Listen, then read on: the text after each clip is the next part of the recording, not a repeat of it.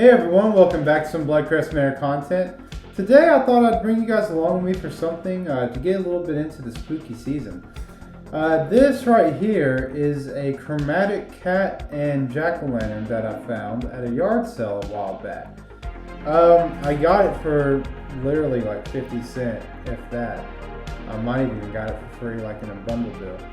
But I got it for so cheap because it is missing its tail, and it's got a big chunk out of the cat as well, and some chips and some dings. So this decoration has seen some events. So when I saw it, I thought to myself, man, I sure do love vintage Halloween decorations, but it looks really bad. But then I thought to myself, well, I make paper clay and paper mache, maybe I can fix it.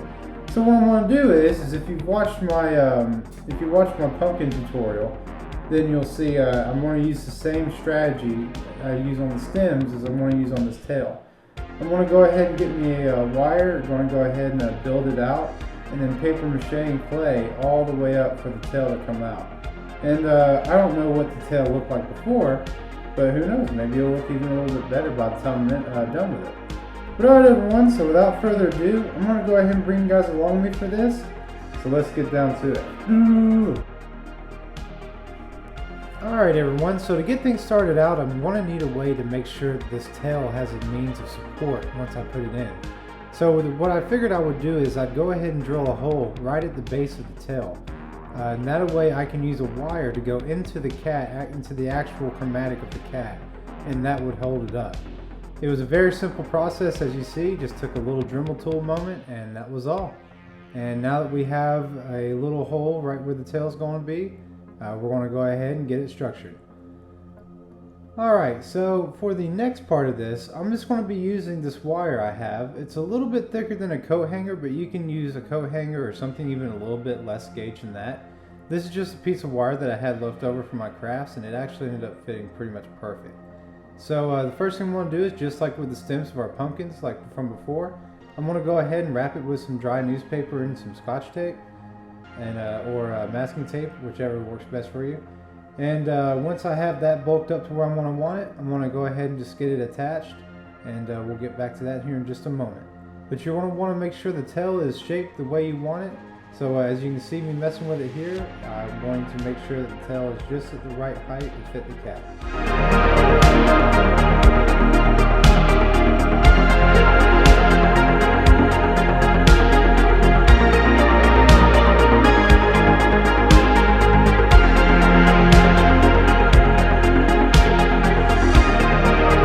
Alright, so what I'm going to start by doing here is putting just a little bit of hot glue into the hole itself while I slide the wire in, and that will just help to keep it secured. And once I've done that, I'm just going to create a really nice base around it. I'm just going to fill in all the gaps and try to trail it up the tail as much as I can, and that's just going to give it a lot of support. Now I'm never going to want to try to pick it up from the tail, but with that being said, this is going to make sure that even if someone did pick it up from the tail, it's as supported as possible.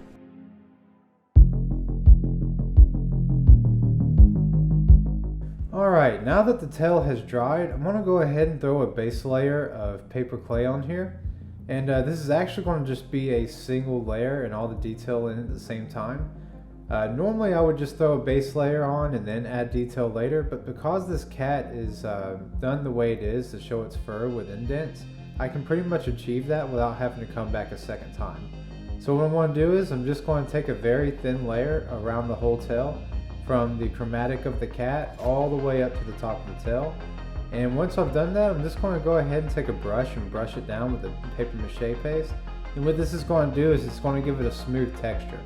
Now if you don't throw some paper mache paste onto the clay, what's going to end up happening is you're going to have like a rougher texture, more like a mottled clay texture. And this might be something that you want depending on the project you're working on, but in this case I'm going to need like a smoother texture, so that way I can come in and put the little indents later, right after I get done doing that, and this way it will look more uniform.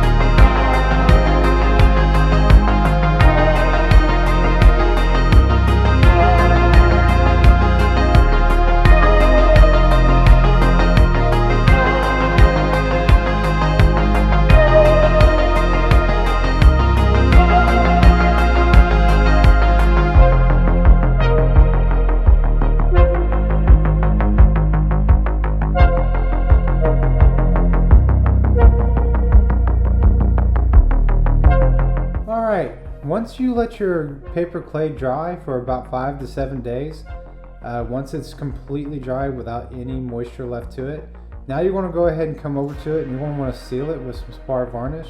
Now this might be a little bit of overkill considering this will probably never be outside, but because it's just a way of making sure that it never goes bad or rots, I'm just going to go ahead and do the process anyway.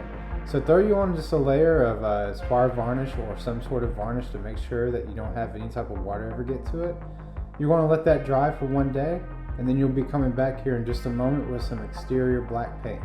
In this case, it's black paint because it's a black cat, but if your project involved like a lighter color, say like a yellow or white, you could always go over it with a base color of like an exterior white paint instead. And real quick, I'm sorry that the camera is kind of cut off from the tail. Unfortunately, I didn't realize this as I was recording it, that the camera could have just been a little bit taller, but you're still getting to see the entire process for the most part, so you're not really missing out on anything too in depth there. But once you get your black paint on, in this case for me, I'm going to go around and get all these chip areas that are on it and just fill it in with some of this black paint. And I'm also going to go ahead and throw some striping along some of these more indented areas. And all this is doing is it's kind of blending in this color of black with the other black that was already on there. And so once I do that, we'll be good to go and ready for the next step.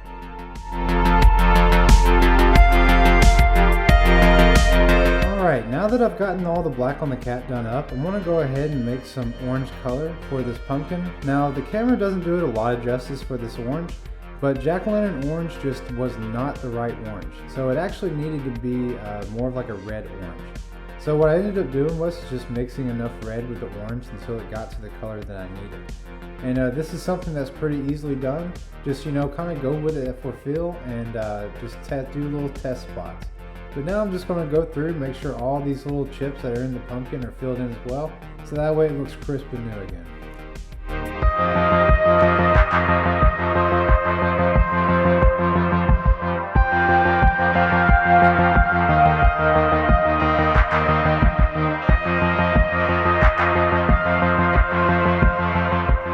Alright everyone, so now that we have the tail attached, all of it's painted, all of the chips and dings are now covered with new paint, we now have what will almost be our finished product here of the cat's tail being finished and of the chunk of the leg being out.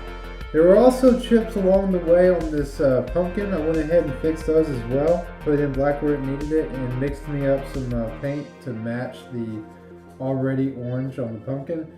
This pumpkin is pretty much on the red-orange side of it, so it did take a little bit of time to figure that out, but we got pretty lucky with our mixture overall. Alright everyone, so now that we are very happy with how our pumpkin looks and how the cat looks, we're going to go ahead and just seal it all up with just a layer of satin finish by Karl. I use this on the pumpkins and on the knife videos as well. So if you want to check that out, just go ahead and click on the links in the description.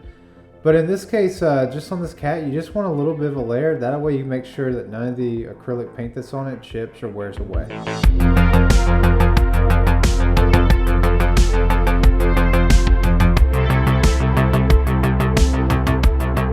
Alright everyone, so that's going to be it for the vintage cat restoration. Everything on this went really well. Everything from how to do it to the painting to it blending in and matching well with the sculpt.